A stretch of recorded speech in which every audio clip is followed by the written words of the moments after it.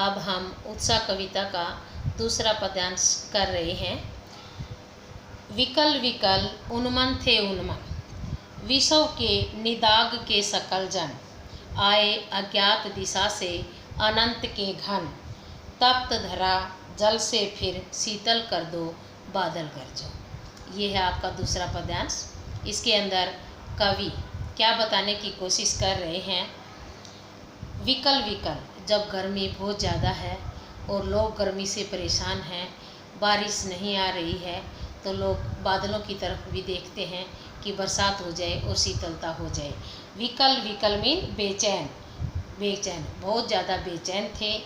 उन्मन थे उन्मन, उन्मन मीन उदास थे, उदास। सभी लोग जो है बेचैन हैं, उदास हैं। क्यों बेचैन हैं, क्यों उदास हैं? विषव के, संसार के, निदाग के, गर्मी के कारण, सकल जन, सभी आदमी, सकल में सभी आदमी, संसार के सभी आदमी गर्मी के कारण बेचैन हैं, उदास हैं। समझ में आया दो लाइनों का मतलब?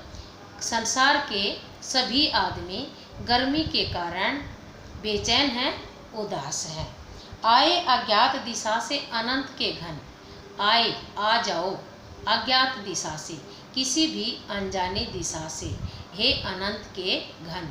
अनंत मीन सीमा रहित बादल, घन मीन बादल, अनंत मीन सीमा रहित बादल। हे भगवान की कृति, अनंत मीन भगवान भी होता है बेटा, और बादल भगवान की कृति होते हैं, रचना होते हैं।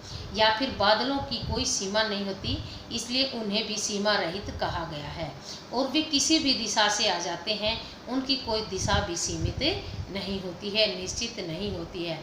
तो कवि यहाँ कह रहा है कि हे बादलों, तुम किसी भी दिशा से आकर, हे बादलों, हे सीमा रहित बादलों, तुम किसी भी दिशा से आकर तप्त धरा, तप्त मीन जलती हुई, धरा मीन धरती को शीतल कर दो, शीतलता प्रदान करो।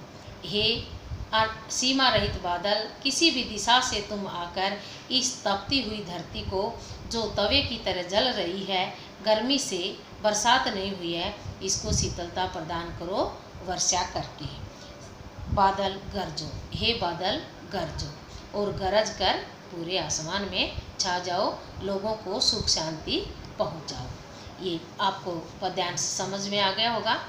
अब मैं इसकी विशेष बातें भी जो काव्य सौंदर्य है बता देती हूँ, क्योंकि छोटा सा पहरा है, आप इसी के अंदर समझ जाएंगे।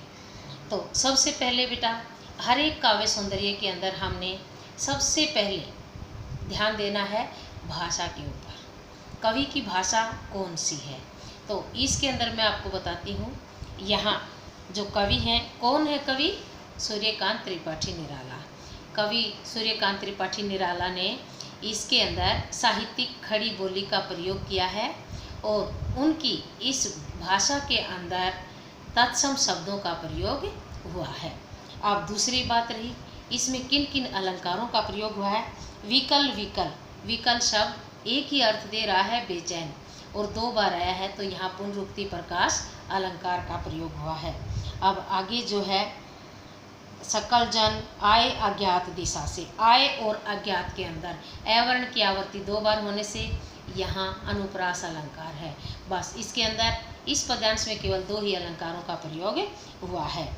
अब आगे चलते हैं, छंद के बारे में बताती हूँ कि आपने जो अब से पहले चौपाई पढ़ी, दोहे पढ़े, अब इस कविता, इस पद्यांश के अंदर या इस कविता के अंदर बेटा कौन से छंद का प्रयोग हुआ है? मुक्तक छंद का प्रयोग हुआ है।